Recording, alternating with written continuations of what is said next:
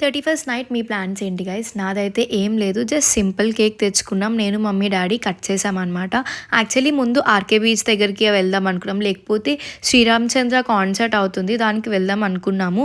But ఎందుకో చెల్లి లేదు కదా అని చెప్పేసి ఇంకా వెళ్ళలేదు. కేక్ కట్ చేసి గుడ్ నైట్ చెప్పేసేసి ఇంకా బజ్జుని పోయాను అనమాట. ఇది నెక్స్ట్ డే రోజు మార్నింగ్ మమ్మీ చేత మంచిగా ఆయిల్ పెట్టించుకొని అండ్ డాడీ ఇక్కడ టీటీడీ కొత్త క్యాలెండర్ అయితే ఓపెన్ చేశారు. అది అయితే మంచిగా ఇంట్లో పెట్టుకున్నాము. తర్వాత నేను, మమ్మీ టెంపుల్కి వెళ్దాం అనుకున్నాము. మా కమ్యూనిటీ దగ్గరే ఉంటుంది వినాయకుడి టెంపుల్. దానికోసం అని చెప్పి నేను ఇక్కడ రెడీ అవుతున్నా. సారీ నేనే కట్టుకున్నాను, అందుకనే ఇలా వచ్చింది. దీనికి బ్లౌజ్ ఏం లేకపోతే టీ షర్ట్ వేసేసుకున్నాను నేను. సో ఎలా ఉందో చెప్పండి నాకు శారీ. అండ్ దాని తర్వాత నేనైతే ఈసారి 2025 ప్లానర్ అయితే తీసుకున్నాను.